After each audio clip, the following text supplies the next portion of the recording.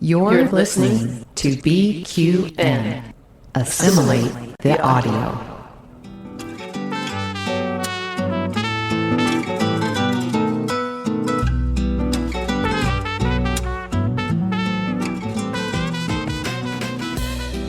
Welcome to Cinema Z, a film discussion and review podcast on BQN. We're here to showcase the films you probably missed but should definitely check out. From independent and obscure to art house and absurd, each episode will gather perhaps cocktail in hand to discuss it all. I'm your host, Matt Jennings, and with me today are Mark and a very special guest. He is a writer, he is a poet, he used to work HR. Uh-oh. The man, I'm fucked. There you are. Oh no, Matt called HR on me. God damn it. You bitch. You should have told him that before he started talking.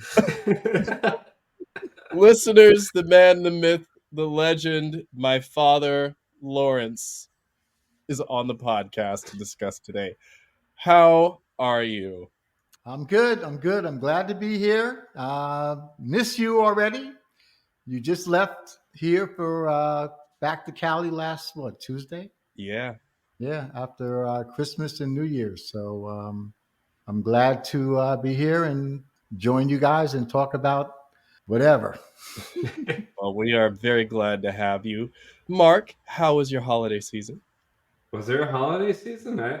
Listen, dude.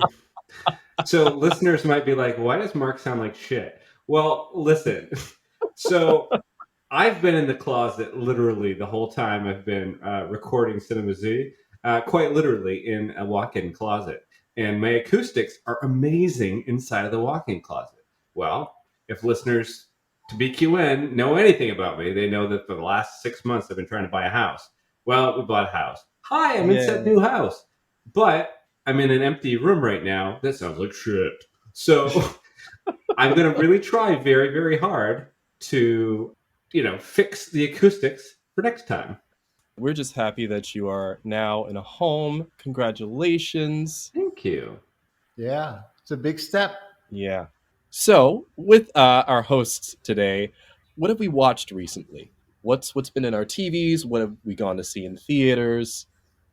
Well, I'm retired, so I don't have to work every day, and I watch everything.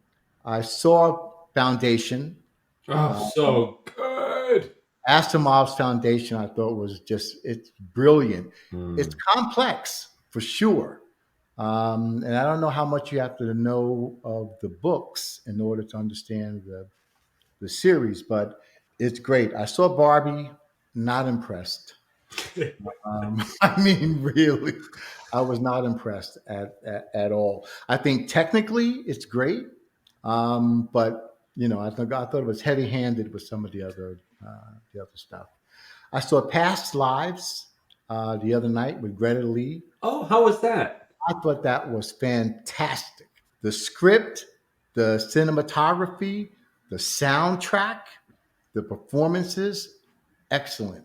I see why Greta Lee was nominated for Best Actress for the Golden Globes. She was great. I'm one episode away. As a matter of fact, I'm going to watch the finale of For All Mankind. Oh, so good. Which I love. I also, I've been watching For All Mankind as well.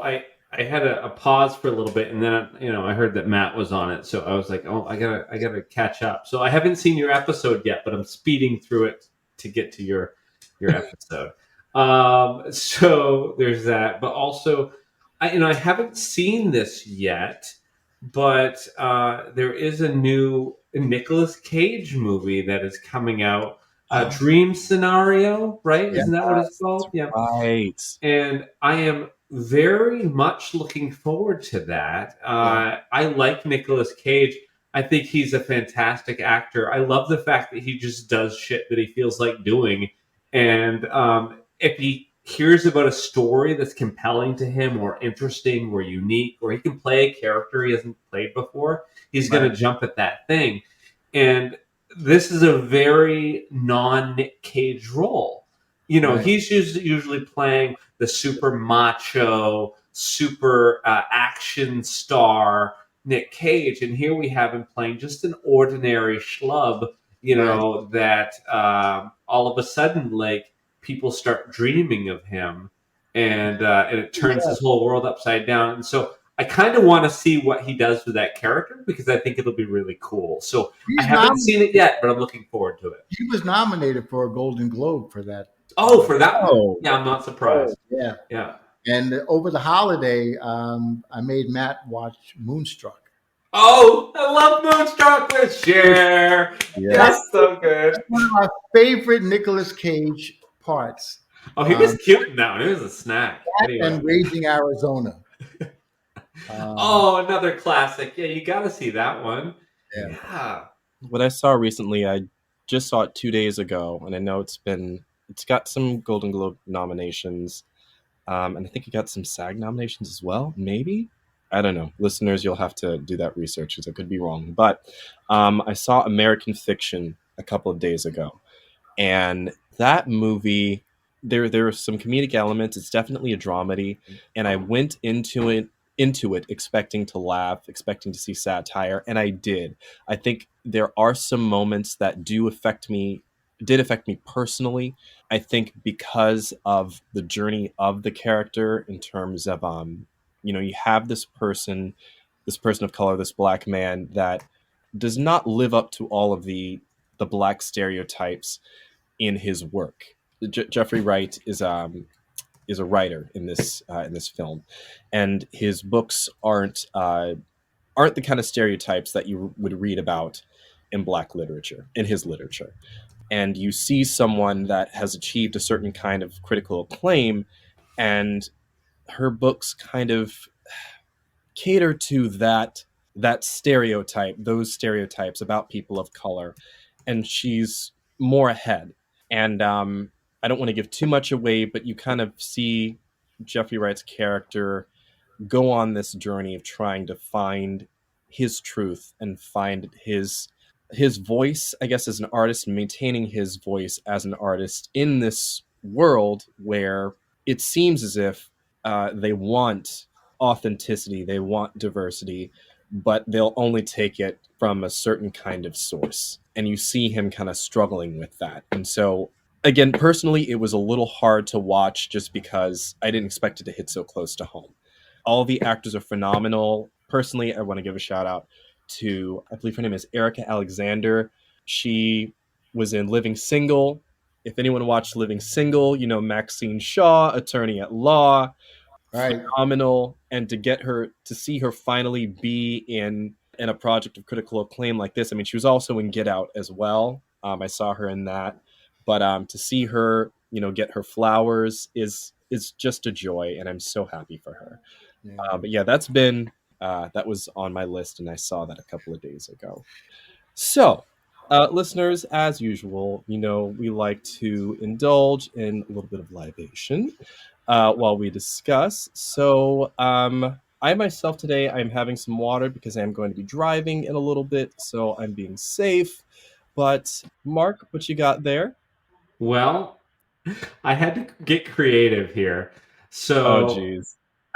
I don't know. Listen, I don't even have ice at this goddamn house.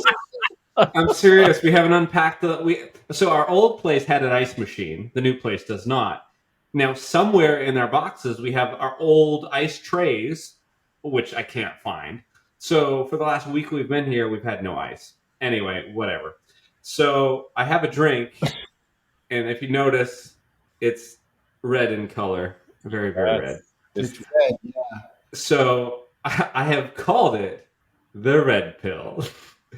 And Oh, okay. I want to go and see how far down the rabbit hole goes, I guess. It contains it's so awful. This drink is awful. I don't recommend it. But it's I have coconut vodka mixed with Sprite, mixed with cherry Kool-Aid, mixed with God. grenadine. Oh, Oh no! It tastes like cough syrup. It's so bad. But I'm gonna drink it for you listeners because I'm a trooper. You're a trooper, and you know what? Sometimes taking the red pill is really hard to do, just like drinking that drink. But you know what? Neo did it, and so can you. I was raised religious in a Catholic household, and it was a sin to waste alcohol. So this is going down somehow. Oh dear God! Literally, dear God. And so, Lawrence, Mr. Jennings, how are actually, you? I don't have a cocktail. I'll mime. You'll Okay. mime. Yeah. Your mind makes it real. That's what That's Morpheus right. said. Alrighty, so listeners, if you haven't guessed with some of these references, we are going to be discussing The Matrix. The Matrix is a film from 1999. It is a science fiction film. It is noir. It is action. It is thriller. It was written and directed by Lily and Lana Wachowski. When Neo, a computer hacker, is led to a foreboding underworld, he discovers the shocking truth. The life he knows is the elaborate deception of an evil cyber intelligence. The film stars Keanu Reeves, Carrie Ann Moss, Lawrence Fishburne, Hugo Weaving, and so many more talented actors. In style, this film is a great nod to greats like Bruce Lee, films like John Woo's Hard Boiled, and so on. I think this film is a beautiful melting pot of unique storytelling through visuals and text. So, my fellow co hosts for today, why did you want to watch this movie? Well, I own it, so that's a bonus. Uh, I love picks that I already own. But no, in all seriousness, I remember so many good memories about this film from my childhood. My best friend growing up, always he wanted to like reenact scenes from this with me, like it was his favorite film. We'd play different characters and role play, and like he had the sound. He had a car before I did, and so he had the soundtrack in his car, and so we thought we were badass blasting the Matrix soundtrack as we drove around. And I don't know, it was a really bad car. I don't even remember what it was. What was the hell was the name of that car? Oh, it was a Malibu. It was like a red Malibu from the 90s. It was such a gross car. But anyway, but we thought we were cool driving around his red Malibu listening to the Matrix soundtrack. And so whenever I watch the Matrix, and I do watch it annually, I would say, it just brings back warm memories of, when I was a kid, and just how passionate we were about this film, and how like it really did change cinema, and it just was so unique and so original and so different from anything we'd seen before. That I just really love the film. So I was excited to revisit for podcast purposes. Awesome. Also, the soundtrack is like, it's Rage Against the Machine, isn't it? Isn't that I like think 90%? so, yeah. Yeah. Rage Against the Machine. All right, Dad. That's a hard question because I don't really remember exactly why I wanted to see the film. There was a lot of hype, obviously, about the film coming out. I knew some of the people who were going to be in it. I knew Lawrence Fishburne. I knew Keanu Reeves, the late Gloria Foster. Right. Mhm. Yeah. Another subject entirely. But, the film came out in 99. Yeah, it was like April of 99. So you were 12 when this film came out. I must have been like 7. So I'm gonna assume you're suggesting you're younger than he is. So you were only 12. And so, we used to go to the movies a lot Yeah. when you were a kid. And this was the hot ticket at the time. And so I think one afternoon we just decided to go, and we were just blown away by the movie. I think for the first scene, where Carrie Ann Moss does her thing. Mm-hmm. We just kind of turned to each other and looked at each other and didn't say a word, just mouths wide open in awe of what we had just seen. If you go into this blind without, because we've all seen it a dozen times since '99, but if you go in blind, you haven't seen a trailer, don't know anything about this film, and you just put it on, like that opening scene, you think it's one type of film that you're watching. Right. You think you're like, oh, this is like a hacker film from like the '90s, like whatever, because there was a lot of those. Yeah, there was a lot of that going on. And then, well, it's anything but. Yeah. Yeah. And Carrie Ann Moss, I mean, she was probably of the major stars. I mean, even Joe Pantoliano had been around for a while by the time this movie was released. But Carrie Ann Moss was kind of just getting started. Yeah. So, she kind of hit that mark in that scene. And I mean, I think the audience just went nuts. Well, Keanu too, like he'd had some hits, like, he was in Bill and Ted and whatnot, but he hadn't had his big thing. This would become his big thing that really launched him. Yeah. He had done Speed. I think Speed was his biggest film before this. Was that the one on the bus? Yeah. Okay. Him and Sandra Bullock. Oh, that's right. But he's had a couple of pretty decent franchises in addition to The Matrix. Yeah. I mean, I remember going to see this movie. Well, I remember seeing a trailer for the movie a very long time ago, and the only thing that I remember seeing was like, the are they called Sentinels? The squid looking. Yes. Yes, they're the Sentinels. Yeah. Yeah. Mm-hmm. Yeah. That was like the one thing that I remember, and just looking at this movie going, this is really weird. And then, I mean, I just remember, Dad saying, let's go check this out. And I mean, it was just, again, it's the first few minutes of the movie. It was just the audible gasp, the audience reaction.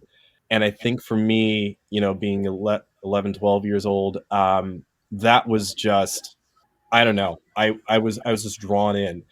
And I also think, I mean, and I'll move on after this. I remember watching the special features after the movie came out. And I think that's like one of the first times I would watch special features on DVDs. After that, I would just watch special features on anything that I could. But I was just obsessed with how they made the film, with the fight choreography, watching them train, all of that stuff. Right.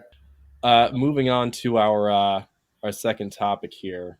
I guess after you saw the movie for the first time, if you can recall, after seeing it for the first time, what were your thoughts? Well, let's see if I can remember. I mean, I think I might have been 4 or 5 when it came out. Oh, right, of course. Yeah, of course. That's right.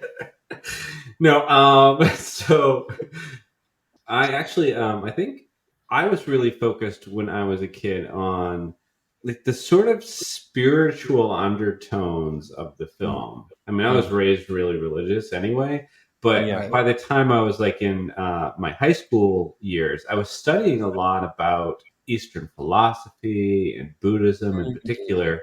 And there's a lot of themes for Buddhism that run throughout The Matrix. And so I think that is what struck me while I was watching it when I was younger. It's like, oh yeah, like some of these thoughts and some of these feelings that are being voiced through this sci-fi narrative actually have spiritual significance.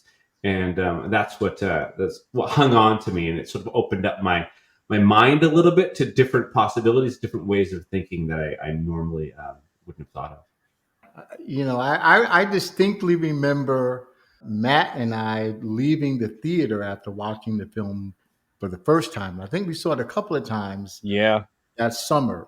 But the first time walking out of the theater and just looking at each other and not saying a word. Because we couldn't believe what we had just watched. And I think you're right. There are a lot of religious themes in the film. I mean, just the whole concept of being the one, is a religious theme in and of itself. Yeah. And, the martial arts component to it, it reminded me of not only, you mentioned people like John Woo and some other folks, but, some of the moves, also reminded me of things like Crouching Tiger, Hidden Dragon, where they would be walking on trees and, doing all kinds of acrobatic things that a little bit different than just your straight, flat on feet, Bruce Lee martial arts fighting style. Yeah. But yeah, there's a lot of I think religious themes in the movie, even to the point where you've got Joe Pantoliano's character basically being a Judas. Yeah, that's absolutely right. Oh, wow. Yeah. I mean, he's a traitor, Yeah. and he wants to betray, the group. I think it's very heavy and very deep when it comes to those types of themes. I watched it again today and I picked up things that I hadn't seen ever in the film in terms of belief, where Gloria Foster says, Morpheus believes you are the one. Mm-hmm. And nobody's going to be able to tell him different. Yeah. That's just, he believes you are the one. And if you think back on some religious themes, there was always those people that you couldn't convince them otherwise. He is or she is the one, the chosen. Yeah. And even, I watched it today and I saw something that I had never seen before. And that first time that Morpheus and Neo meet, Carrie Ann's character brings Neo into the room, Right. introduces him to Morpheus. Morpheus, there's two chairs, one on the left, one on the right. And Morpheus says to Neo, he's motions to him to have a seat. And Neo, you think Morpheus wants him to sit in the chair on the left, but Neo takes the chair on the right. And Morpheus looks back at Trinity's character as if to say, he was expecting him to take the other seat, but he went to the seat on the right. If you see the film again, watch that. Because that's the first time that I saw something that let me know that Morpheus was in this thing with him from the very beginning, even before he talked to him about the pills. Yeah. That's wild. I mean, my initial reaction, I always say this. That was the Matrix was the first movie where I realized that I could see a movie more than once. I mean, I think that's just from going to movies with my dad, and we would go see it once, or going to a movie with my mom, we'd go see it once, and that was it. And I remember my dad saying, "Do you want to go see that again?" And I remember thinking to myself, "I can go see a movie more than once." And I want to see it in this movie. Of course, I want to go see this movie again. And I think we saw it like 2 more times. So I mean, that was one major thing for me. I think there was definitely the religious element in it as well, especially since I was going to church a whole lot back then. There was that element that grabbed me. I think again the martial arts. For one, I think seeing actors do their own stunts. I mean, some actors are always doing their own stunts, but I think here in particular, I guess I became more aware, especially after the special features, that these actors trained for months to do this. And that kind of dedication absolutely inspired me. And I don't know, there was a certain commitment to storytelling and detail that I just, even at 12 years old, I couldn't quite articulate it mentally, but I think on some kind of level, it stuck with me. Moving on, almost every scene before Neo wakes up in the real world is about choice, a choice to leap. He's got this choice to leave the life that he's known, whether it's metaphorically or physically. He's got the choice to go to the club. And one of those first scenes is getting invited to go out to this club. He's got the choice to stay at this job after getting this really bad evaluation from his boss. He's got the choice to take this offer that Agent Smith is giving to him after he's been interrogated. He's got the choice finally to take the red pill or the blue pill. So my question is, have you ever made a choice to quote unquote leap? Jeez. I met somebody in college that was very special to me, and we had a very very passionate relationship, and it was a relationship unlike any other I've ever had. It wasn't just a physical chemistry, which was amazing, but it was a spiritual connection, philosophical connection, just on so many different levels, a creative connection. We used to, I've mentioned on the pod before, a lot of times going to Blockbuster Video, and I had the pass and we'd go. Well, it was my partner at the time, his name was Matt, but him and I would often go and rent the movies together. Well, he was going through a really rough patch in his life, and had he'd been sadly mixing like medications that he was on for like antipsychotic reasons with alcohol, and it triggered him, and he went off the deep end and became physically abusive, and that's its own other thing. But I had a choice after that to either stay or leave. And mind you, I've never met anybody that I had a connection with quite like that in my life. And so it was a very difficult decision, because as somebody that grew up not having a lot of close relationships because of my sexuality, because of where I was geography wise, religious reasons wise, I didn't really have close connections, especially not like that. And so I had to make the choice to leave. And I literally, like, I sold like a bunch of stuff, and I quit my job, and I just bought a one-way plane ticket down to Florida, and I just left. And it was tough, but I knew literally as the clouds were parting and I was touching down on the Miami tarmac, and I could see palm trees for the first time in my entire life. Hmm. And I started to weep. I knew that I made the right decision. Wow. Well, thank you for sharing that, Mark. Yeah, I mean, this is hard to talk about. Matt's been around now for 37 years. What did you say? Did you say 22, 23 Yeah, years? Yeah. 22 years. So he's been part of obviously my decision making process for decades now. And when he was, I guess, up until the time that he was 7, he lived here in Brooklyn. And his mom decided that she wanted to. She met someone and she wanted to move to California.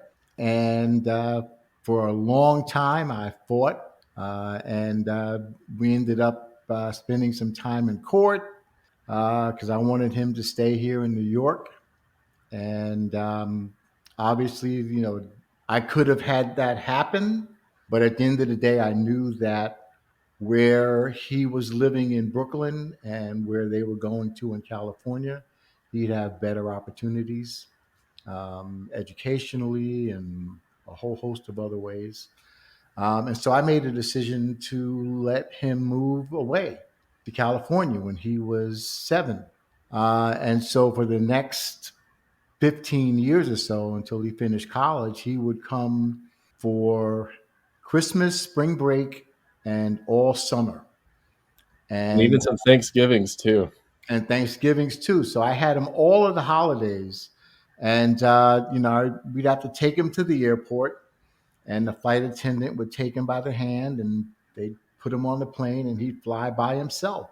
When he was 7, Wow. 8, 9, 10 years old, from New York to Cali, Cali to New York. And it was that way all the way up until, he finished high school. And, once he finished college, it was a little bit different. And he had his own life in California. But those early years when he was, still a baby in my mind, having him go back and forth from New York to Cali was really hard. Yeah. And he, it was very, very difficult, but it was a choice and a leap that I made, and I made it, more for him and, less for me. That's tough to do. That's extremely difficult. But when you love somebody, the choice has to be about the person you love. So Yep. I totally get it. We're getting deep on your damn Matrix discussion. Why aren't we talking about dildos at this point in the conversation? Oh my God, we're not here to kink shame. Listeners, we are not here to kink shame. We are not here to kink shame, listeners. And thank you for sharing that, Dad. Sure. I think for me, there was a job that I was at that, in some ways, it just wasn't a healthy environment.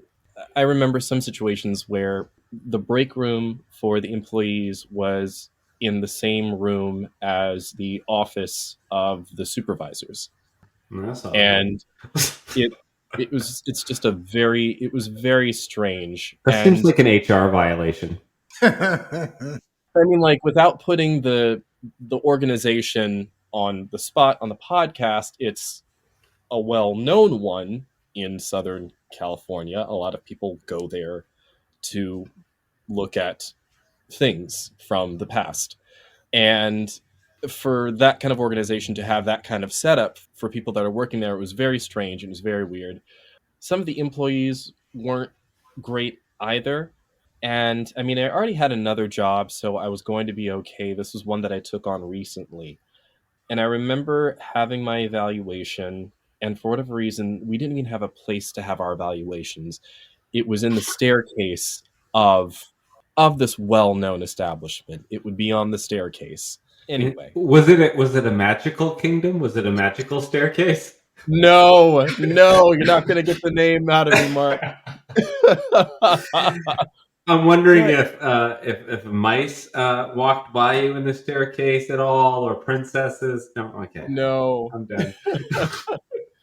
But anyway, I mean, I remember I was getting my evaluation. It wasn't anything negative. It was good stuff. And I remember being asked, when I could take my next new bit of training, because they had new training for everybody to take. And something in me said, it's time to go. And so when my supervisor in the evaluation in that moment had asked me about the training, I said, actually, I'm going to be leaving. And it kind of came out naturally. It wasn't, a rebellion or anything like that. It kind of just came out as saying, actually, I think, this is going to be, one of my last weeks. And I remember thinking to myself, that was a little impulsive. Why did I do that?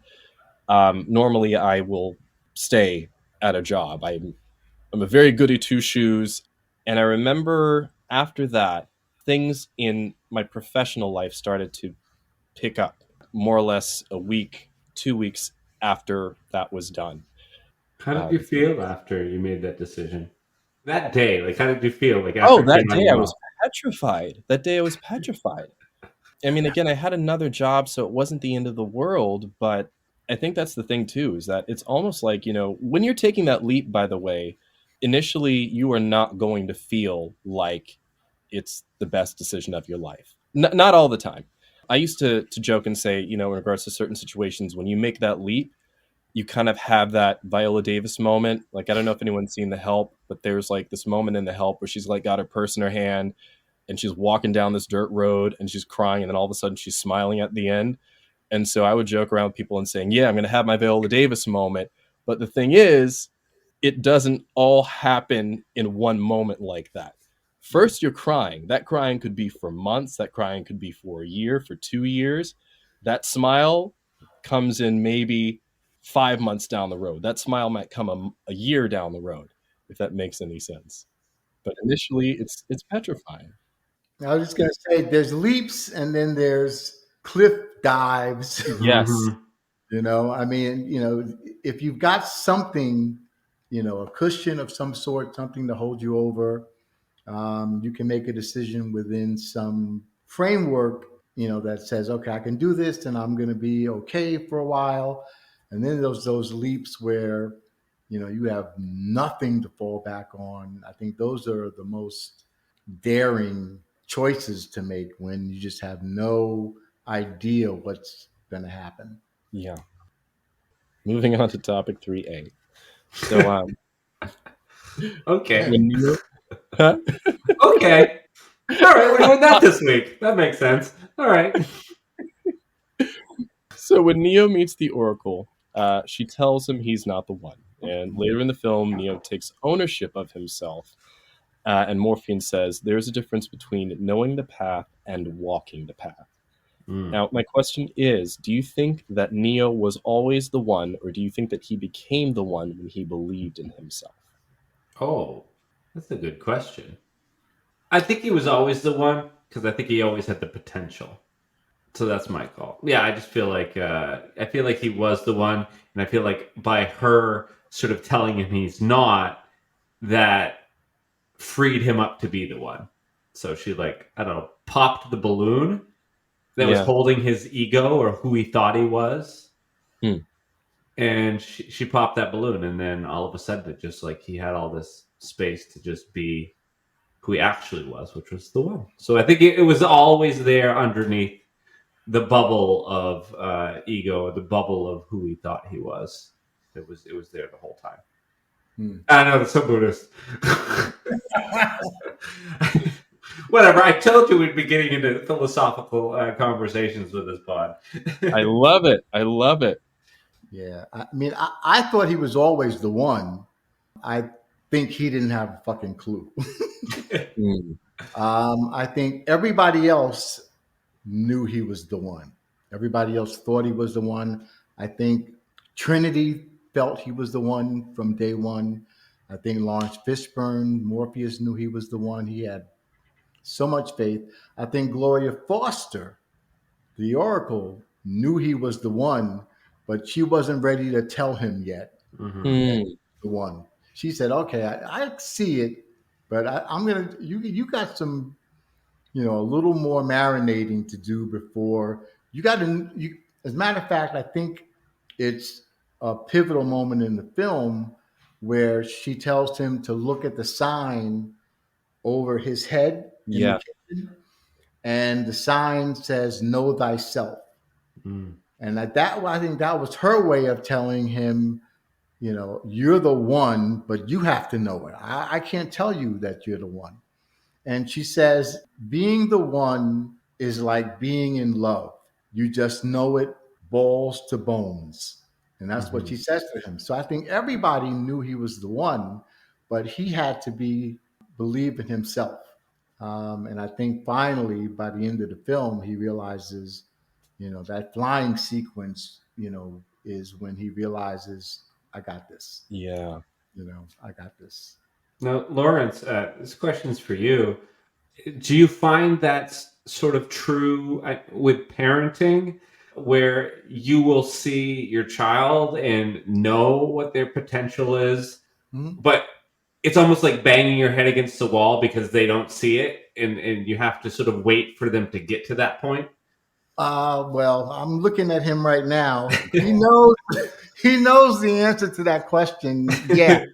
I mean, there are times, even the last time that he was home for Christmas a couple of weeks ago, he showed me a copy of the latest episode of his film. And I think it's brilliant.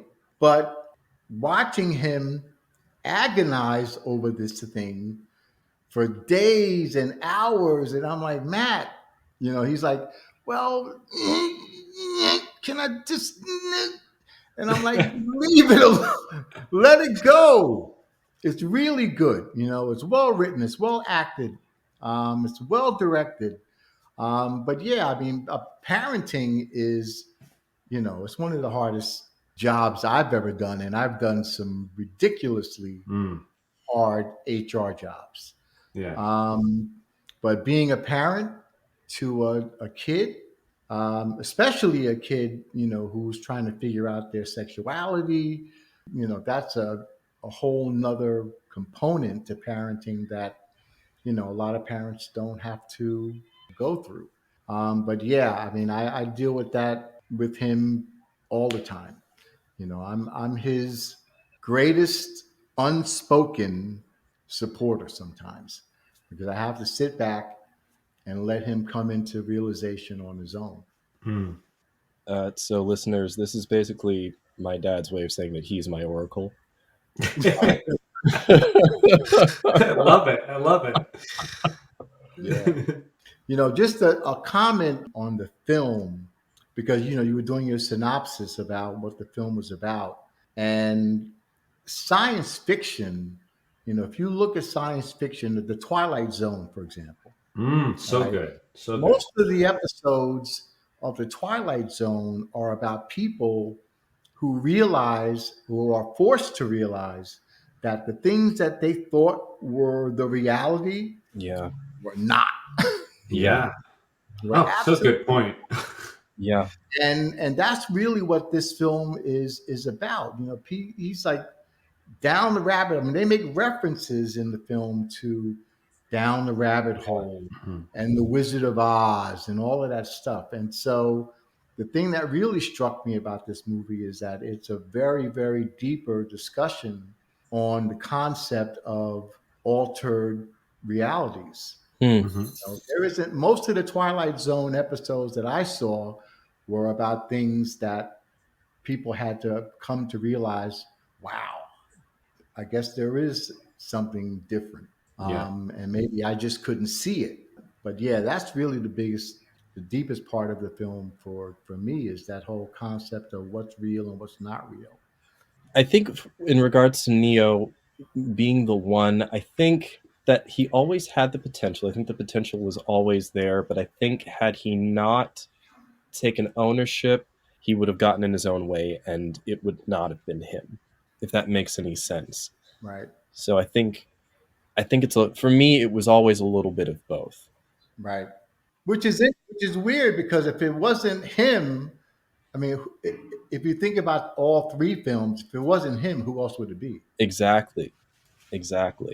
Now, can I confess something to both of you guys without getting any kind of shade? I watched, I've seen the original Matrix movie. I don't know how many times. I love the film. But when the second one came out, I don't know. I had stuff going on. I didn't have a chance to go to the theater. And I kept hearing how not as good it was. And then the third one came out and everybody kind of really, really, piled on that one.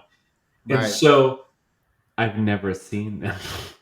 I never saw 2 and I never saw 3. Yeah, I know. No, not to this day. But I did watch. But I did watch the fourth one that came out a couple years ago. And then they were talking about all this stuff from 2 and 3, and I'm like really confused. So you're a bookend Matrix? Yeah. Pretty much, I guess. 1 and 4, and you missed 2 and 3. I used to wear it as a badge of honor because it was so odd. You know what I mean? They're like, "But you haven't seen the other ones?" And I'm like, "No, I love the first one. I didn't want it to spoil it." You know what I mean? It's like I loved it so much. Yeah. It was like a perfect little Fabergé egg. And I was afraid if I watched 2 and 3, it might tarnish my Fabergé egg. So I just haven't. What do you guys think? Should I watch the other ones or no? Well, you should definitely watch them. I mean, I can't. You have to have a complete picture, and if you don't watch all 4 films, then you are, I don't know, Matrix adjacent. Yeah, I was very confused by number 4 because I was like, they're talking about all these people and events that happened, and I'm like, I don't know, who's this character? It was Will Smith's wife was in it, and I was like, what's she doing here? Why is Jada Pinkett here? Oh God! There are some great action scenes in number 2. There really are. There really are action scenes in number 2. And again, everybody did their own stunts. I agree with you in terms of scale rating. I would go 1, 2, 3. It's getting lower, ladies and gentlemen. By the time I got to Matrix number 4, I'm kind of like you. I was like, oh, okay. They could have probably cut it off after 2 and really tightened it up. Yeah. But, I still watched them. I'm not going to tell you I loved all 4 of them, but you have to sit through it. It's a rite of passage. Yeah. To to be continued, listeners. I'll do a Yeah. follow-up Yes. at some point with like, okay, I watched the other ones.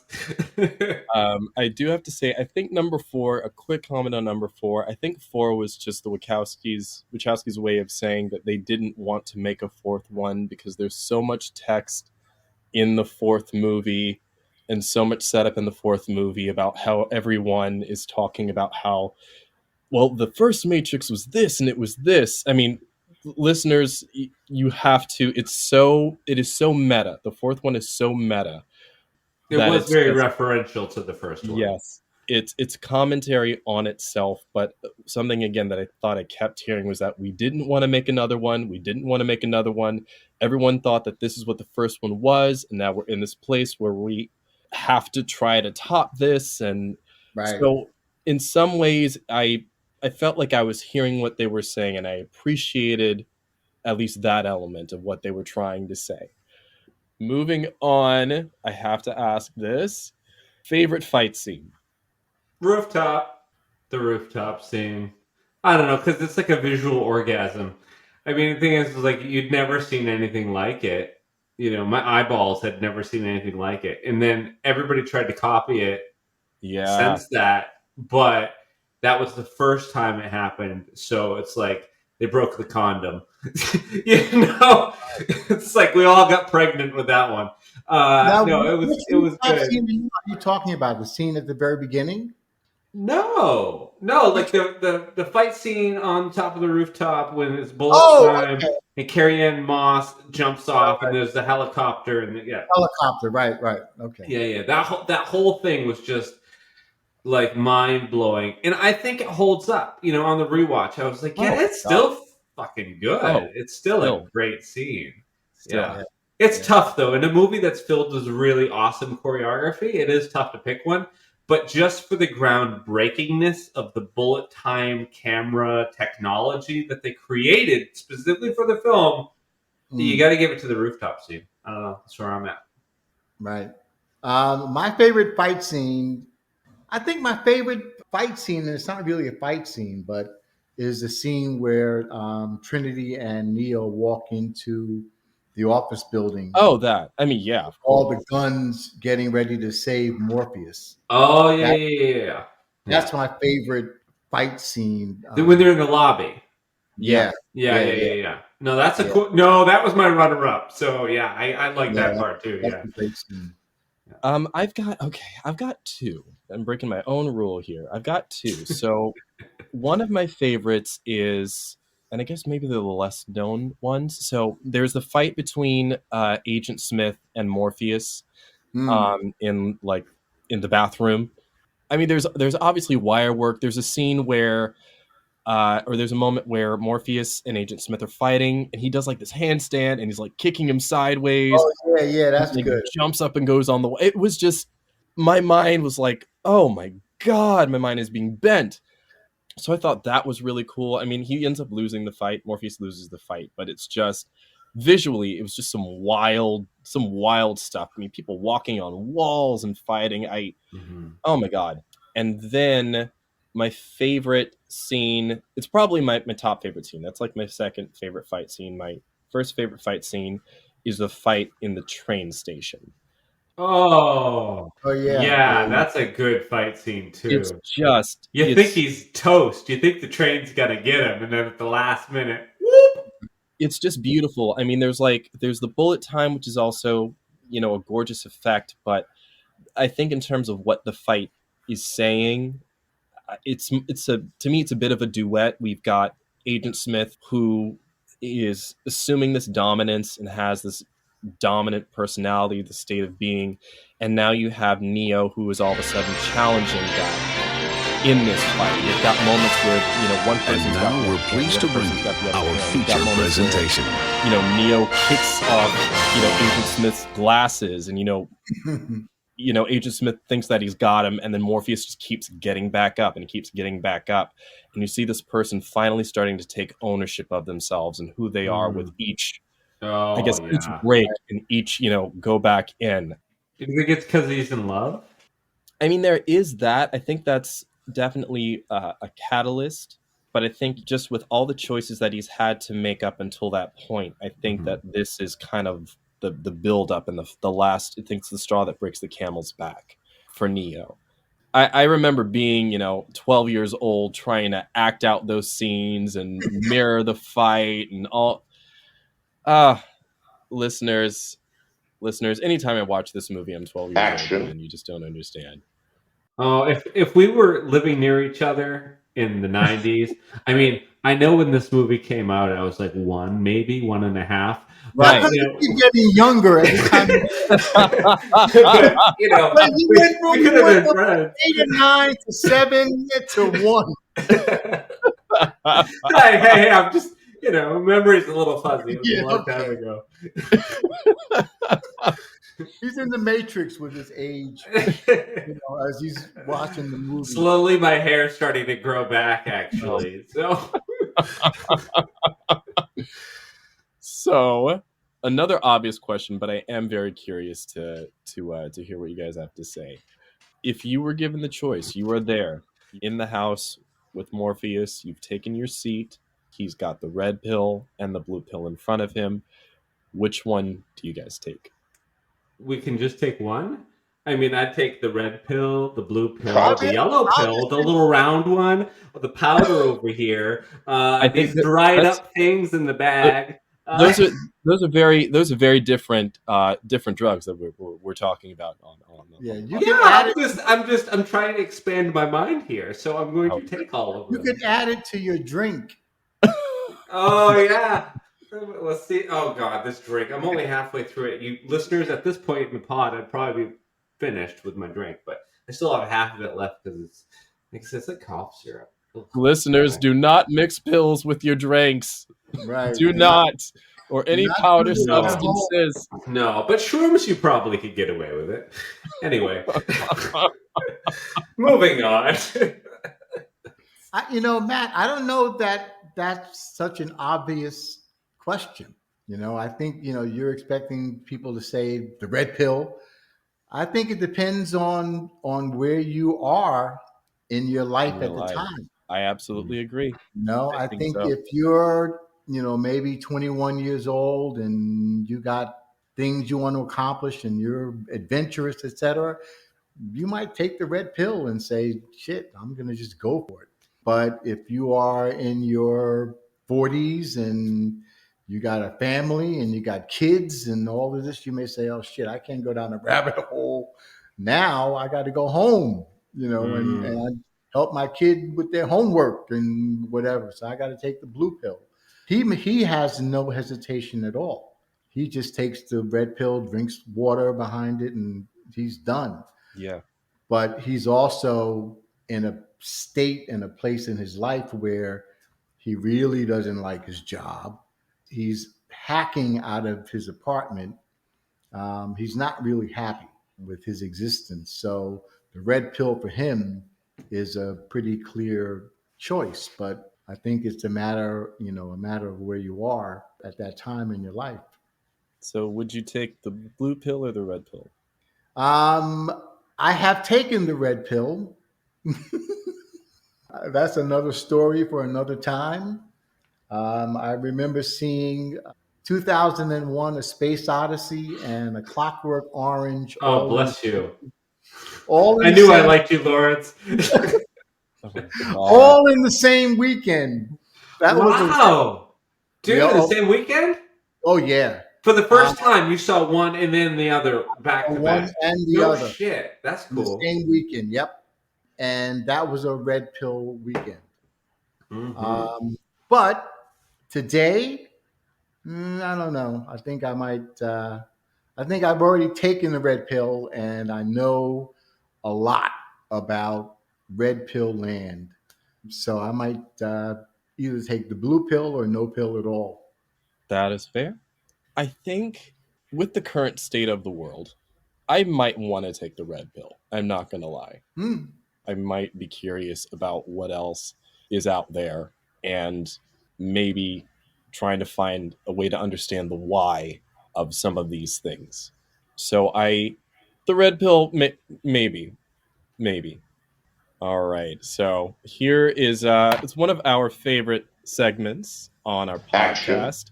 We call this the Director's Cut segment. We're going to give a little bit of backstory to some of our favorite scenes from the film, and then we're going to do a little bit of a cold read for everybody.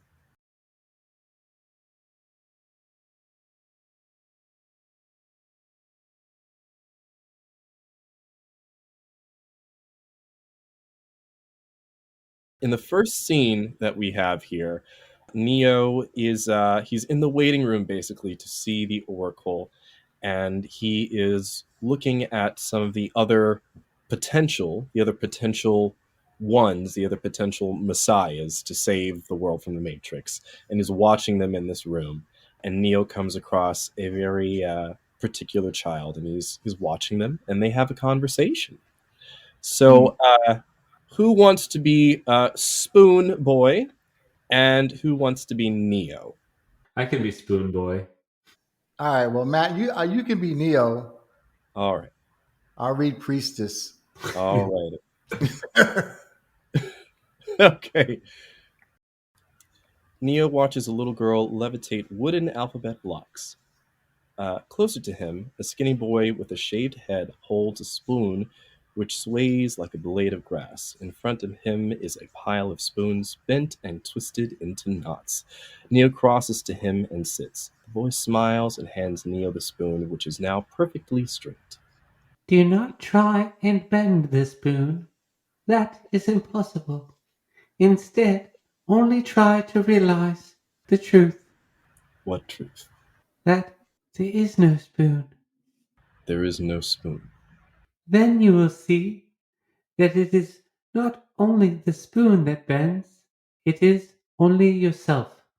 The entire room is reflected inside the spoon, and as Neo stares into it, it slowly begins to bend until a hand touches his shoulder.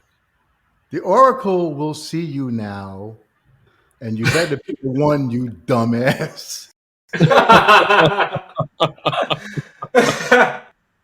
Oh my god! I was reading like the name, the priestess, and then your dad spoke, and I just lost it. I was like, oh shit! I was wondering how he was gonna play it. Oh, that was great. That made it for me. All right.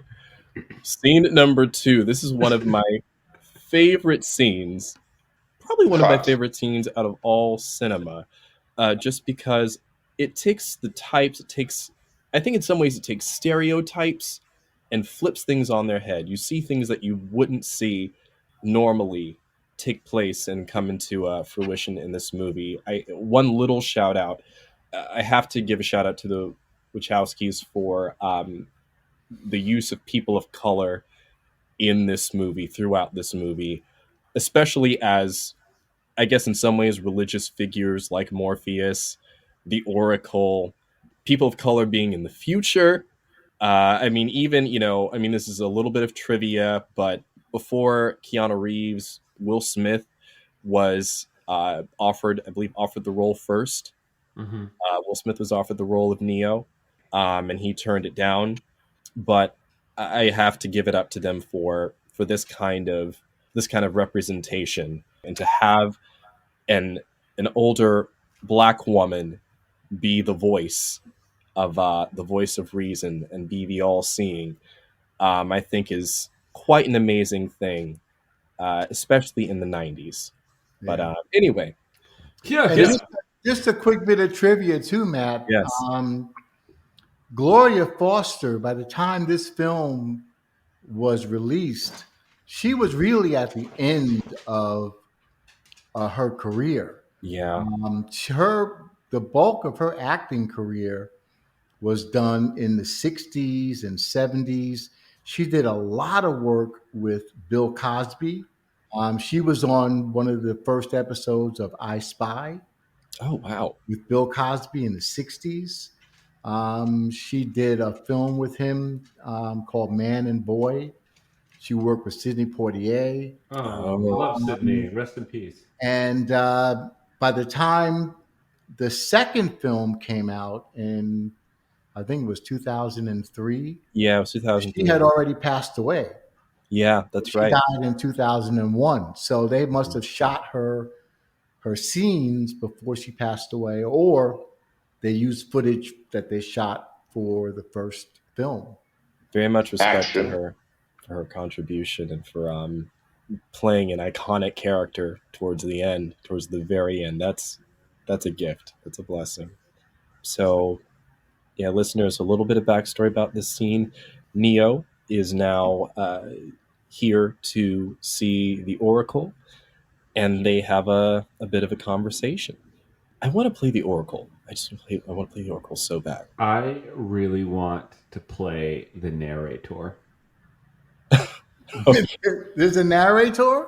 Yes. Yeah, the stage directions. Yeah. Marcus Oh, wrote the stage directions. So, Dad, that makes you Neo. Okie doke. An old woman is huddled beside the oven, peering inside a cracked door. Hello? I know, you're Neo. Be right with you. You're the Oracle? Bingo. Not quite what you're expecting, right? Almost done. Smell good, don't they? Yeah. I'd ask you to sit down, but you're not going to anyway. Don't worry about the vase. What vase? He turns to look around, and his elbow knocks a vase from the table. It breaks against the linoleum floor. That vase. Shit, I'm sorry. She pulls a tray of chocolate chip cookies and turns. She is an older woman wearing big oven mitts, comfortable slacks, and a print blouse. She looks like someone's grandmother. I said, don't worry about it. I'll get one of my kids to fix it. How did you know? She sets the cookie tray on a wooden hot pad. What's really going to bake your noodle later on is, would you still have broken it if I hadn't said anything? Smiling, she lights a cigarette. She winks. He nods. You're cuter than I thought. I see why she likes you. Who? Not too bright, though. You know why Morpheus brought you to see me. So, what do you think? You think you're the one? Honestly, I don't know. She gestures to a wooden plaque, the kind every kitchen has, except that the words are in Latin. You know what that means? It's Latin. It means know thyself. I'm going to let you in on a little secret. Being the one is like being in love. Nobody can tell you you're in love. You just know it. Through and through. Balls to bones. She puts her cigarette down. Well, I better have a look at you. Open your mouth. Say ah. She widens his eyes, checks his ears, then feels the glands in his neck. She nods, then looks at his palms. Okay. Now I'm supposed to say, that's interesting. But when you say, But what? but you already know what I'm going to tell you. I'm not the one. Sorry, kid. You got the gift, but looks like you're waiting for something. What? Your next life, maybe. Who knows? That's how these things go. He takes a cookie and leaves. See, I ad-libbed that.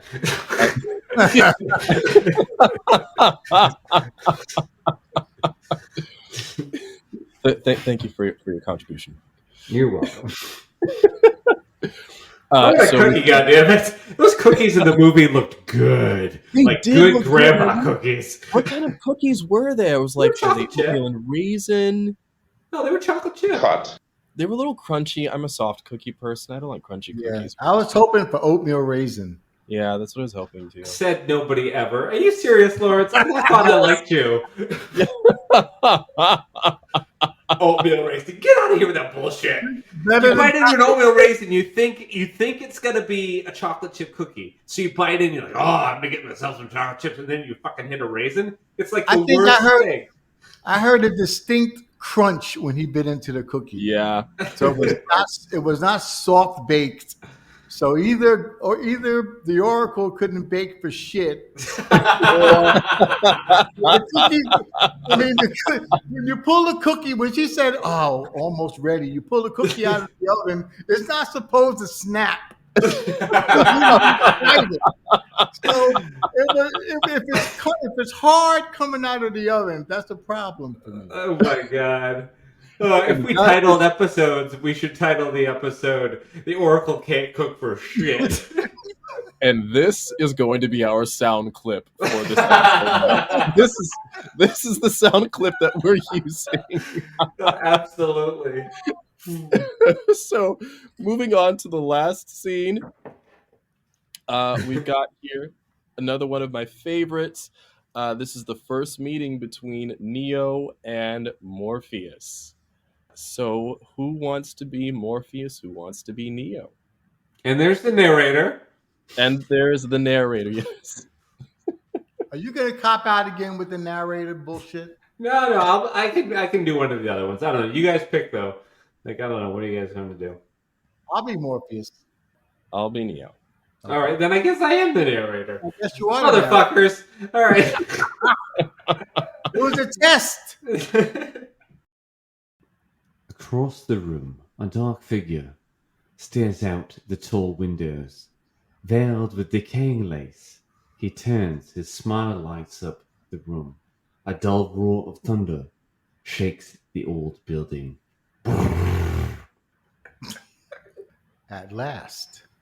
He wears a long black coat, and his eyes are invisible behind circular mirrored glasses. He strides to Neo and they shake hands. Welcome, Neo. As you no doubt have guessed, I am Morpheus. It's an honor. No, the honor is mine. Please, come, sit. He nods to Trinity, and she exits through the door to an adjacent room. They sit across from one another in cracked burgundy leather chairs. I imagine right now you must be feeling a bit like Alice tumbling down the rabbit hole. You could say that. I can see it in your eyes. You have the look of a man who accepts what he sees because he is expecting to wake up. A smile, razor thin, curls the corner of his lips.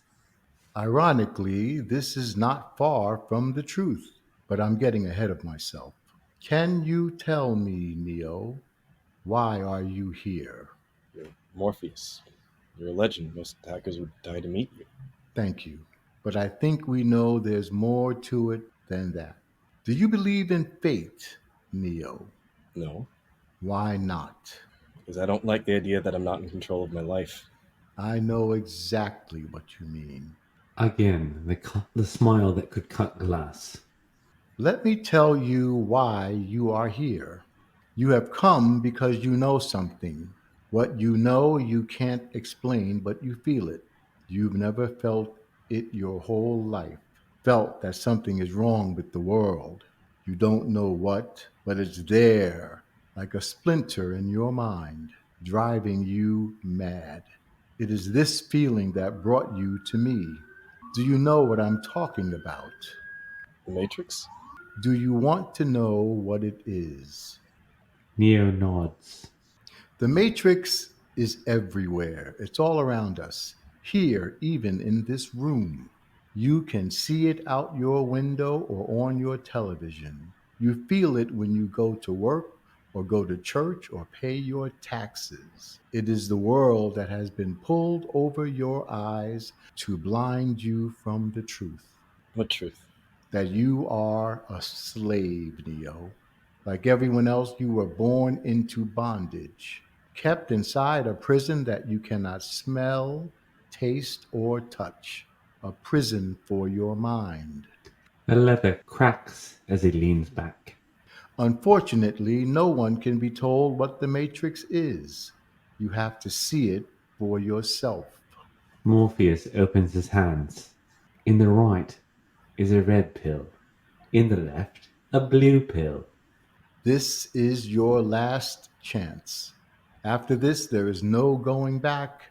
You can take the blue pill, and the story ends. You wake in your bed and you believe whatever you want to believe. You take the red pill and you stay in Wonderland, and I show you how deep the rabbit hole goes. Dad, phenomenal Morpheus, by the way. Huh? I said, Dad, phenomenal Morpheus. Thank you, Very good, Morpheus. Thank you. Mark, I felt as if I was at the Royal Shakespeare Theatre, and this was a staged reading of The Matrix. Cheers to both of you. Bob's your uncle. Oh gosh. They already hate me over in the UK. After the Christmas Carol? Oh my god, they're so over my accents at this point. Patrick Stewart's just never coming on to this podcast. Probably he'll not. never have us. No. He'll never come on to the podcast. So coming down to the wire here, do we have any rewrites? Anything that we would want to change maybe today, seeing this movie? Anything that we would want to see differently? On this watch, I'm gonna be honest. I feel like some of the, and this is the first time I noticed that. I think it was because I was trying to really analyze the picture rather than watch it for fun. So I noticed stuff that I normally wouldn't. But I think that some of the dialogue was a little clunky and a little bonk over the head. And it didn't need to be necessarily so heavy-handed. With that said, I mean, I love the film. I own the film. I watch it all the time. Well, at least once a year. But yeah, I do feel like there's some spots where the dialogue could be a little bit spruced up, I think, especially if we were making it today. Not for me. I mean, I find, there's some films where I can, try to criticize, whether it's some writing or, some spots that seem a little dead. But I don't know. I mean, it's hard to criticize a film like The Matrix and say there should have been more of this or less of that. I think they were pretty daring for their time. Yeah. What I would love to know more about was what was happening with the two of them, in their relationship as family members.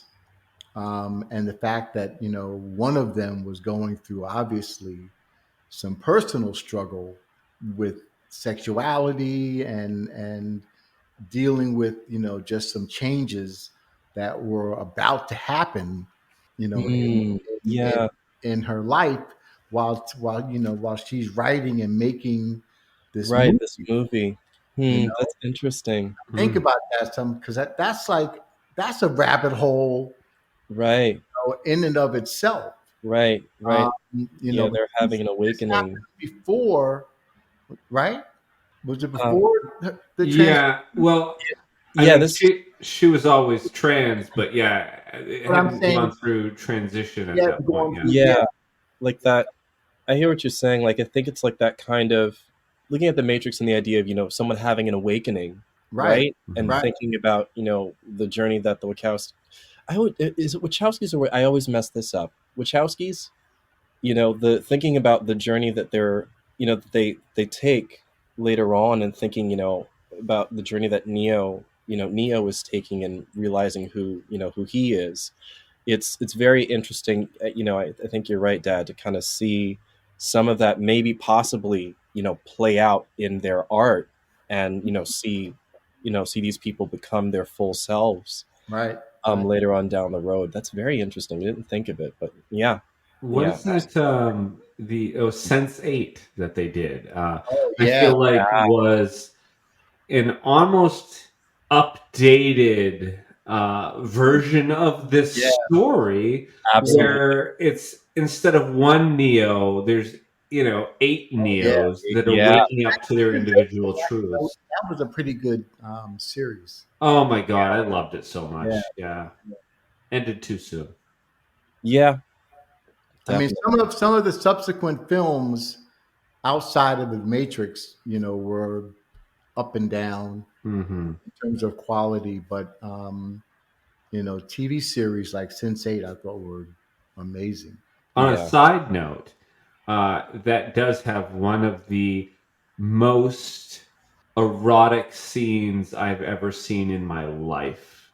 Just the idea where you have people sort of waking up to the possibility of sexuality being more fluid, and just them coming to that sort of all at the same time, that idea. And then they visualize that awakening through having all of them have this massive like orgy in a swimming pool or some shit. I don't remember, but I remember how it made me feel. And it wasn't like it made me feel like, oh, I want to go spend some personal time. But no, I just remember seeing that scene, and just feeling like, I get it. I think this is beautiful. I think this is true. And it was it was very sexual and sensual, but it was also this true moment. And it was something that I was very shocked into seeing from like a television show on Netflix. Right. I thought that the way they handled it, they didn't really hit you over the head. No. With the way that they worked the sexuality and the fluidity into the series. Yeah. It was just kind of the way it was. Yeah, it helped tell the story. And the characters, that's who they were. Yeah. So I thought that was a great series. Yeah. So moving on, there's nothing that I would change. There's nothing I would rewrite.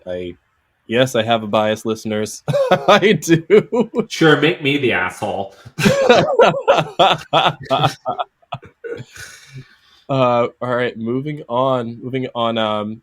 Any standouts? Anything that we wanted to mention that we haven't mentioned about this movie that we liked? Anything? Yeah, I need to throw this out there because this is what popped into my mind while I was watching it, and I felt like I was watching A New Hope, because A New Hope might not be a lot of people's favorite Star Wars film, but because the pacing, because they're building the world, right, and they're introducing, explaining the Force, right, and all of these concepts that eventually would make the world of Star Wars. Now, I felt like that with The Matrix. It's like they had a lot to do in this film, and they took their time with it, and they explained it. And you started, by the end of the film, at the beginning of the film, you're like, what the hell is happening? It's the same in Star Wars. It's like, who are these space wizards? But like at the end of the film, you get a bigger, perspective of what it is. And it's the same with The Matrix. It's like, it starts out, you don't quite know what kind of a film it's going to be. And by the end, you have a solid grasp of what the world is, what the philosophy is, who the characters are. And they do an excellent, excellent job building the world and setting up, the universe that the Matrix exists in. So I don't think it could have been done better. And to me, like I said, I instantly thought of like Star Wars, because that's why it's a classic. That's why there's so many spin-offs of Star Wars, is because that film did such a good job setting it up and helping the viewers understand. And that's what The Matrix did as well. Huh. I just wanted to see more of the woman in the red dress. Oh, jeez. Oh, my God. She was only there for like a moment. Other than that, and Lawrence is still following her. He's looking down. That's why he still lives in Brooklyn. He's like, she's here somewhere. No, but seriously, I mean, the thing that really struck me about the movie that hit me the hardest was that whole sequence where Neo has to be taken out of his comfort world, and he has to, with the tubes and the things, and they're pulling things out of his, his back, and the sound effects of the snap. I just thought that was so. I was like, I don't want to go there. Yeah, I do not want to go to the Matrix. If that's what I have to go through in order to get to the other side, then I'll stay here. Now, if you do like being covered in jelly and having electrodes hooked up to you, we're not here to kink shame. We are not here to kink shame. No, we're not here to kink shame, right? No. We are. You do you. I mean, there's the moment where, Neo wakes up in the real world. And I mean, I remember this because I didn't get the significance of it as a kid. My dad pointed it out to me the first time that we had watched it, and now it sticks with me all the time. Where Neo wakes up, they're on the hovercraft, the Nebuchadnezzar, and so Neo says to Morpheus, why do my eyes hurt so much? And Morpheus says to him, "You've never used them before." And just the concept of that. And okay, even though okay. Sorry, you brought it up.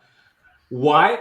My eye would fucking hurt too if there's these bright ass lights shining right into my face, which is exactly what I thought watching this film. When I did my rewatch, I was like, "It's like, oh, why do my eyes hurt?" It's like, well, dude, you have a spotlight shining directly on your face. The entire ship, the Nebuchadnezzar, is dark. It's a dark, brooding, masculine ship. But then there's these bright lights shining right in Neo's face. It's like, no shit. What the fuck? And to bring this full circle back to A Clockwork Orange. Yeah.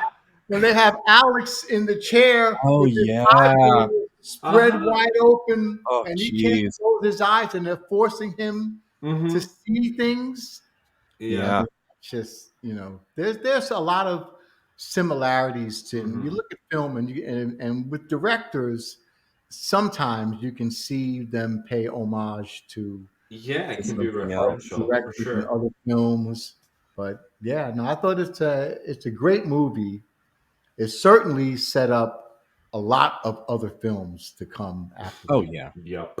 I mean, I could say so much more. I think I've said all the things that I want to say. I mean, the last thing that I'll say in terms of honorable mentions is that I think this movie is it is the perfect marriage of action, stimulating visuals, great storytelling, allegory. It says something, and I always applaud a movie for doing that, and especially in a time and in an industry that is sometimes still afraid to let movies do that.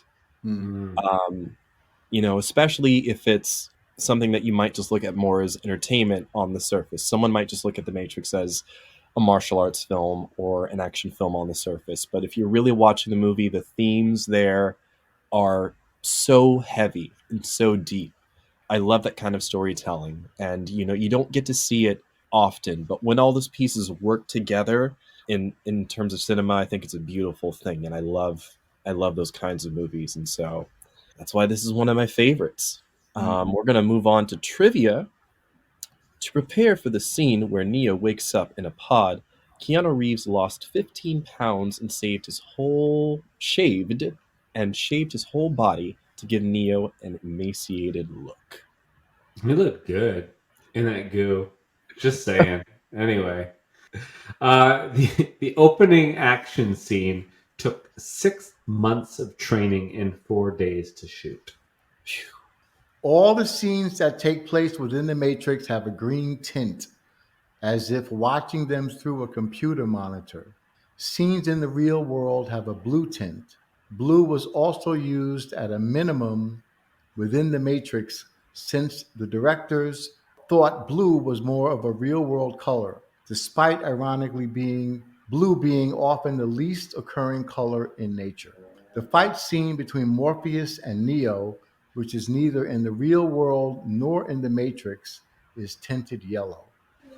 After the lobby shootout, the camera pans back, showing the aftermath of the gunfight. A moment passes and a large chunk of one of the pillars falls off. This was not planned, but was left in for effect. And how many times have you seen that in films now? Where after there's a big explosion or whatever, and people, all of a sudden you have one thing that kind of fall off at the very end. Carrie-Anne Moss twisted her ankle while shooting one of her scenes, but decided not to tell anyone until after filming, so they wouldn't recast her. Oh, girl. I know. Oh my gosh. Lawrence Fishburne stated that once he read the script, he did not understand why other people found it confusing. However, he had a doubt if the movie would ever be made because it was so smart. Yep, I totally get that. Yeah. Oh, speaking of Larry Fishburne, Oh my God, Apocalypse Now. He was Jesus. only 16. He was only 16. Yeah. Oh my goodness. He acted the shit out of that role on He that was boat. only Oh my 16 God. years old when he did Apocalypse Now. Yeah. And now I can't remember if this is true or not. Now, did he lie about his age? Yes. Yes, he lied. He had to. Because he knew that by the end of the filming, he was Right. of age. Would be 18. Oh. Yeah. Oh my God. That's another great movie. Yeah. The Wachowskis have said that the popular Japanese manga and the film of the same name, Ghost in the Shell, from 1995, were big influences on the development of the film. Have you guys seen it? Ghost in the Shell? Yeah. I haven't seen it. What are Yeah. your thoughts?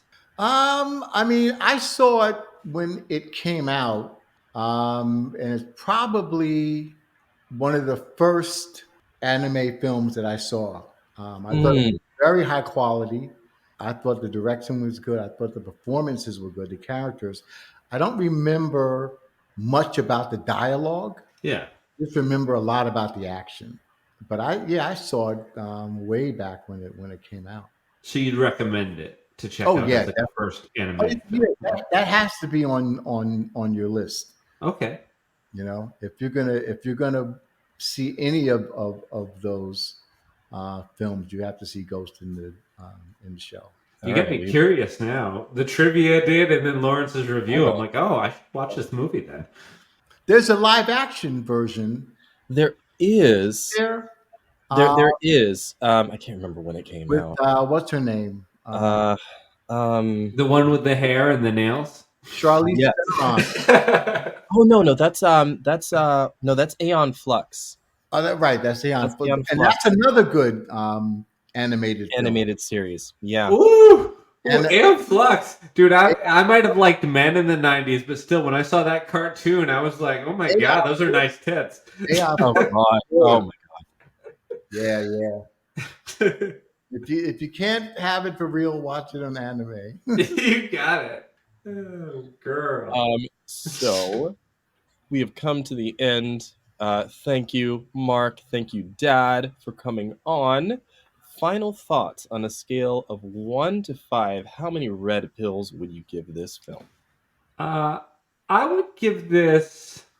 Oh, geez, don't hate me, but I'd give it 4. Yeah, Okay. I'd give it 4. I think it's because if the listeners know me by now, this is episode 20. Congratulations, we made it to 20 episodes. Hey, I haven't mentioned it yet, but that's a great 20th anniversary. I like a lot of films that sort of, I don't know, breathe. And this is a very action heavy film. So it's not my typical, but it is a beautiful film, and there's a lot to love about it. And I think our listeners probably have already seen it, but if not, please watch. But I'm going to give it a 4 out of 5 pills. Yeah, I probably would give it a 4. If it was the only film that I ever saw, I'd give it a 5. But I've seen what I consider to be some of the greatest science fiction films of all time. And so this is it's a great movie. I mean, just the other evening, I woke up out of sleep because I'm watching on Apple TV Plus Monarch: Legacy of Monsters. Oh yeah. And so, it's supposed it has Godzilla in it, but it's so bad. It really is so bad. Oh, it's not good. Oh my God, no. I thought this was going to be a recommendation. It's a non-recommendation. It is horrible.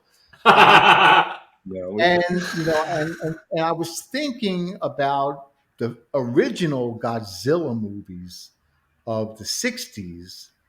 And then, I was watching the Golden Globes, and then Oppenheimer won all of these awards. And it just, brought it all back together again, that the reason that, Japanese made Godzilla was it was a way of them referencing the dropping of the atomic bomb on Japan. Because Godzilla is a radioactive fire-breathing, huge monster that destroys Tokyo. Mm-hmm. And they made that film in part in reference to the way they felt about the dropping of the bomb on their country. So yeah, so when I think about film from that perspective, The Matrix is a solid 4, but when I put it in, in context of a lot of the other science fiction films that I've seen, I think A Clockwork Orange, again, probably beginning to end 5. Really? Oh yeah. I watch it too, but I've met almost nobody that also enjoys it. So I'm very Oh my God. I think it's great, Lawrence, that you like it as well, because I also like it. I used to watch it every year on Thanksgiving. Isn't that odd? I have watched that film so many times. I know the language. I mean, the fact that he wrote an entire language. Yeah. Like Just his movies. eyes they're not called eyes. They're like my wobblies or something, right? Glazzies. Yeah. He calls them glazzies. But yeah, I mean, I love the dialogue. I think it's a great movie.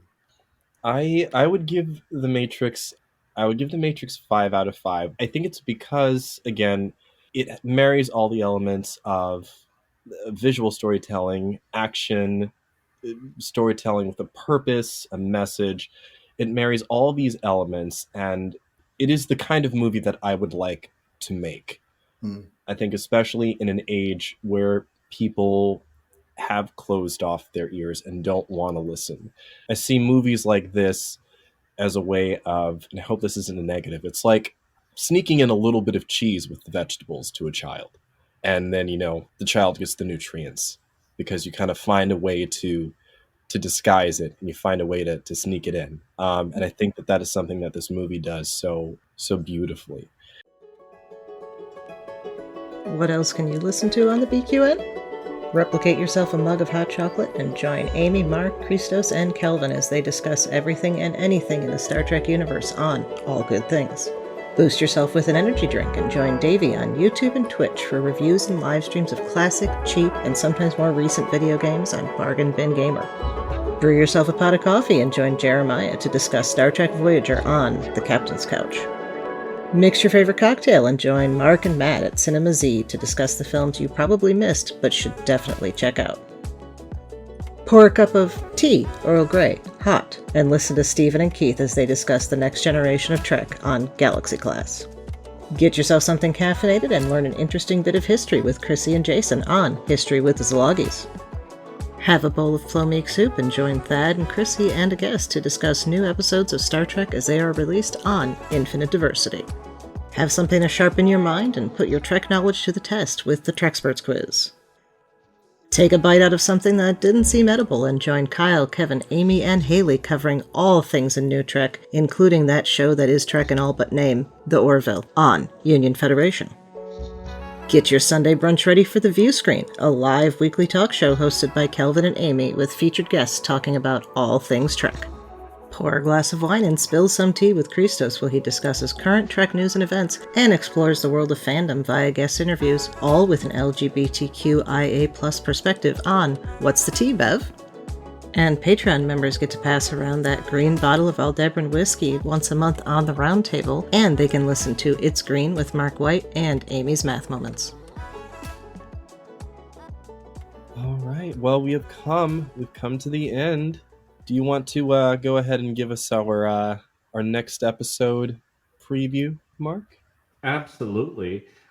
So, associate producer of this pod, Miss Amy Nelson, has kind of been pretty persistent about wanting us to watch this film for like 6 months. Anyway, so we're gonna watch the film, and the film is Three Idiots.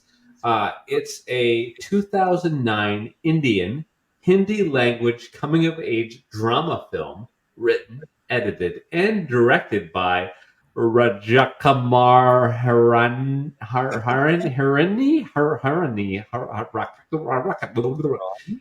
look it up. You can find his name and his spelling.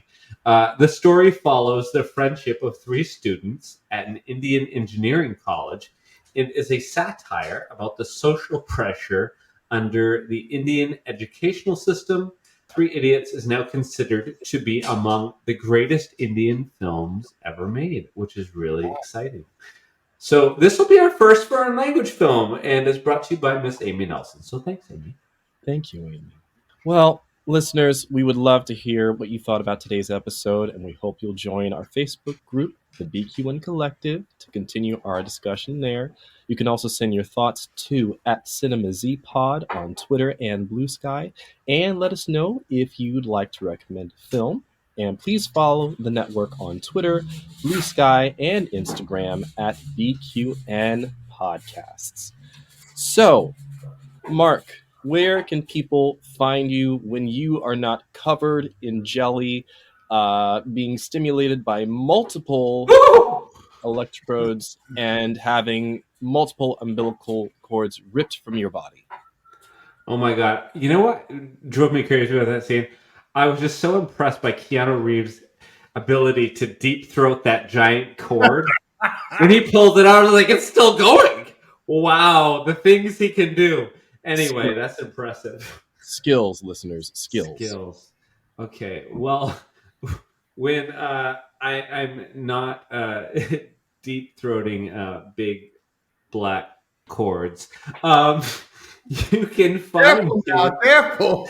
You can find me on the BQN Collective Facebook group. You can find me, on BlueSky at MW207. And yeah, all good things. I'm also on that podcast, but it's on hiatus for a few months. So you can listen to the backlog of episodes, I guess. Yeah, catch up.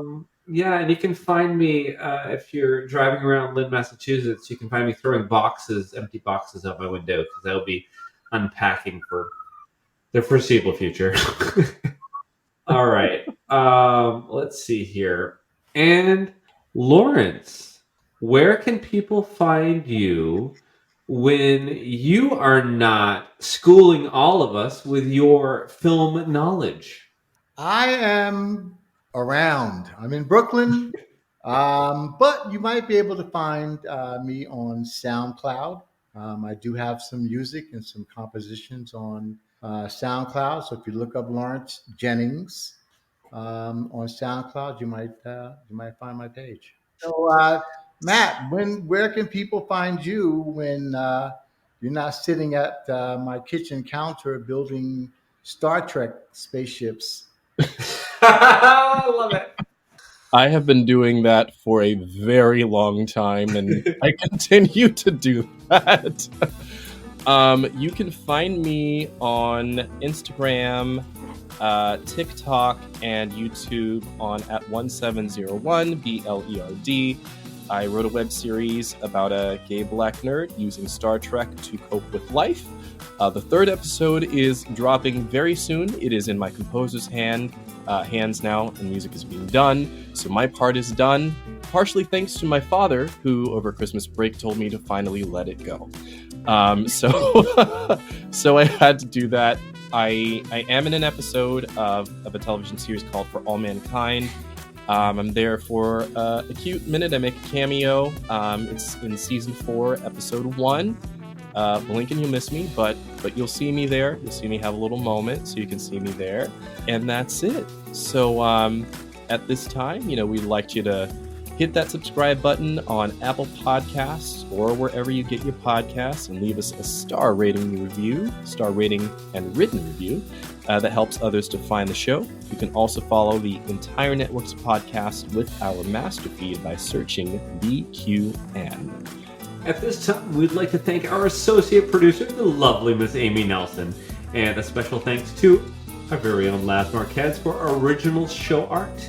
The opening and closing music for this podcast is titled Dancing Dead and was provided by Ketsa from the Free Music Archive, providing royalty-free music for content creators.